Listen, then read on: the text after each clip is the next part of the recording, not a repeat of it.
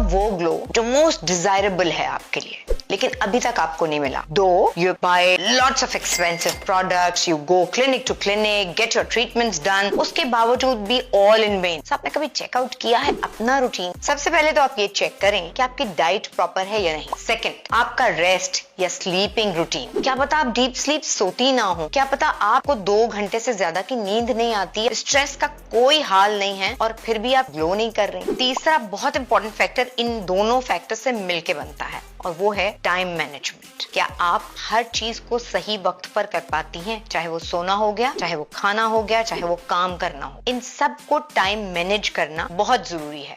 Otherwise आप कुछ भी कर लेंगी, रिजल्ट किसी चीज का नहीं आता। सो पहले अपने आप पर और अपने रूटीन पर काम कीजिए, उसके बाद सोचिए कि मैं कौन सी प्रोडक्ट यूज करूंगी, किस क्लिनिक में जाऊंगी। सबसे पहले तो बारी है आपकी। Are you ready to change? हर स्किन टाइप के लिए, इसमें कोई ड्राई स्किन, डैमेज स्किन, ये स्किन, ऑयली स्किन, हर स्किन के लिए है ये, क्योंकि आपकी स्किन के मुताबिक सीरम्स यूज किए जाएंगे। प्लस दूसरी बात ये कि अगर लोग अक्सर पूछते हैं कि एक्नी के पेशेंट्स ले सकते हैं, बिल्कुल ले सकते हैं। हाँ, अगर बहुत बड़े बड़े नोड्यूलर एक्नी है तो हमारा डॉक्टर वैसे ही मना कर देगा कि आप नहीं ले सकते, लेकिन अदरवाइज एक्नी के लिए इससे ज़्यादा बेहतर चीज़ नहीं हो सकती, बिकॉज बार बार जहाँ ऑक्सीजन होगी वहाँ बैक्टीरिया सर्वाइव ही नहीं करेगा, तो आपकी एक्नी भी इससे बेहतर होगी। How to deal with humidity, hot weather और डल स्किन, तो उस पर अगर हम बात करें और अगर हम सिर्फ ये बात करते हैं कि हीट में ज़्यादा रहते हैं या गर्मी में खाना पका रही होती हैं हमारी ख़वातीन या बाहर निकल रही होती हैं लड़कियां, 2-3 चीज़ें जो इस हॉट वेदर में आप ज़रूर अपनाएं, वो ये कि एक तो अपने रूटीन रखें, कोई अच्छा क्लेंजर जिसमें, और आपकी डर्मेटोलॉजिस्ट अगर आपको या कोई भी एस्थेटिक क्लिनिक में बैठा एस्थेटिक फिजिशियन आपको वो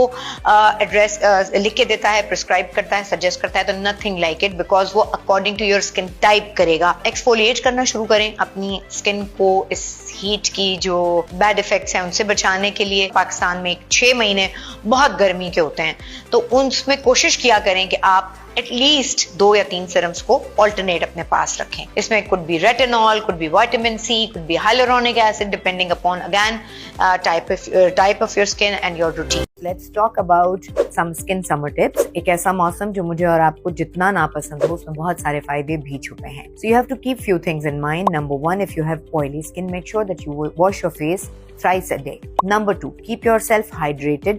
आप लिक्विड्स लें, लेकिन उसके साथ साथ स्किन को हाइड्रेट रखना बहुत जरूरी है, no matter if you even have oily skin. Containing some serum containing hyaluronic acid or cream which do not make you sticky, please make sure आप उसको लगाएं. Number 3, invest on a good sunscreen according to your skin type. Number 4, do not take cleansing routine for granted. Make sure that you do it morning and evening twice. Means before makeup and after makeup, and even if you do not wear makeup, make sure you cleanse your skin nicely. So stay active, stay hydrated during Glass Skin. The Aesthetic Clinic की 13-14 साल की history में हमने हर किस्म की skin को deal किया है। स्किन के हेल्दी एलिमेंट्स में से सबसे अहम और इम्पोर्टेंट चीज़ जो है ऑक्सीजन, वो सबसे ज़्यादा लैक करती है। हमने हर किस्म की स्किन के लिए एक स्पेशली डिज़ाइन इस तरह का ट्रीटमेंट किया कि जिसमें उसको ये लग्जरी मिल सके, स्किन को बहुत करीब से ऑक्सीजन उसके फेशियल टिश्यूज़ में, फेशियल स्किन में इन्फ्यूज़ हो सके,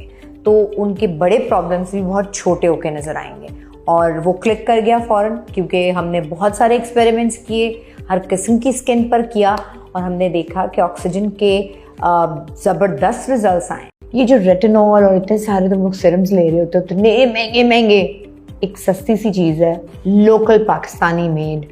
मैं नाम नहीं बताऊंगी इस क्रीम का, लेकिन एक क्रीम है, ट्यूब में मिलती है, 1% रेटिनॉल होता है।